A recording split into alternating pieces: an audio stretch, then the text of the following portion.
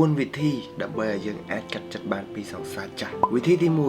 យើងទាំងអស់គ្នាត្រូវតែទទួលស្គាល់ថាយើងជាមួយគ្នាគឺយើងបានបែកជាមួយគ្នាហើយយើងអត់អាចមកផ្សះផ្សាជាមួយគ្នាវិញបានទៀតទេដោយសារតែមានភាគីខាងណាមួយដែលគាត់អស់ចិត្តហើយគាត់មិនអាចមកមានអារម្មណ៍ល្អៗដូចពីមុនបានទេអញ្ចឹងយើងត្រូវតែទទួលស្គាល់ថាពួកយើងបានបែកគ្នាបានចែកផ្លូវគ្នាហើយវិធីទី2ពីមុនយើងធ្លាប់តែស្រឡាញ់គេធ្លាប់តែថ្នាក់ថ្នមគេធ្លាប់តែមើលថែគេឥឡូវយើងបដូរ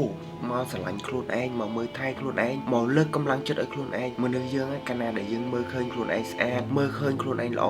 ថ្ងៃណាមួយយើងនឹងអាចភ្លេចពីម្នាក់នឹងបានហើយខ្ញុំជឿថាវិធីនេះគឺល្អមែនទែនសម្រាប់មនុស្សស្រីនៅពេលដែលយើងចង់ move on ពីណាគេម្នាក់យើងត្រឡប់មកស្រឡាញ់ខ្លួនឯងត្រឡប់មកមើលថែសម្រស់ខ្លួនឯងទៅនៅមានមនុស្សច្រើនទៀតដើម្បីចាំទទួលយកយើងវិធីទី3គឺយើងត្រូវប្លុកចោលរាល់អ្វីដែលពាក់ព័ន្ធជាមួយគេសម្បីឆាតសម្បី SMS សម្បីលេខទូរស័ព្ទ Telegram IG គឺយើងប្លុកចោលទាំងអស់នៅពេលដែលយើងប្លុកគេយើងលែងឃើញគេគឺយើងលែងសើនឹកគេយើងនឹងភ្លេចគេដែលឯងវិធីនេះនៅពេលដែលយើងអនុវត្តទៅគឺបានផលមែនទេសម្បីតែខ្ញុំនៅពេលដែលខ្ញុំ move on ពីណាគេម្នាក់គឺខ្ញុំប្លុកមកខ្ញុំអត់ចង់តាមដានគេខ្ញុំអត់ចង់ឃើញគេគឺខ្ញុំអត់ចង់ឃើញអ្វីដែលពាក់ព័ន្ធជាមួយគេអញ្ចឹងទៅវាធ្វើឲ្យចិត្តខ្ញុំអត់នឹកឃើញរឿងចាស់ចាស់ក៏ដូចជា memory ដែលយើងធ្លាប់នៅជាមួយគ្នាធ្លាប់ធ្វើជាមួយគ្នាអញ្ចឹងទៅវិធីទី4ឈប់សួរនាំពីគេឬក៏ឈប់ចង់ដឹងពីជីវិតគេទៀតពួកម៉ាក់យើងក៏ដោយអីក៏ដោយយើងប្រាប់មុនឲ្យហើយថាកុំនិយាយពីម្នាក់នឹងឲ្យខ្ញុំឮទៀតខ្ញុំអត់ចង់ដឹងអត់ចង់ឮពីជីវិតគេនៅតែគេយើងនៅតែយើងអញ្ចឹង4វិធីនេះនឹងអាចធ្វើឲ្យបងប្អូនគ្នា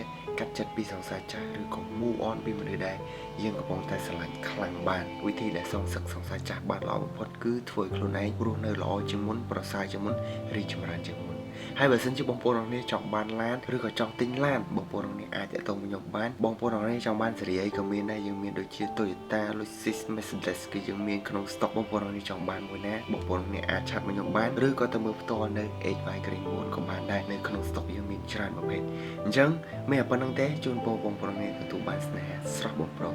បាយបាយ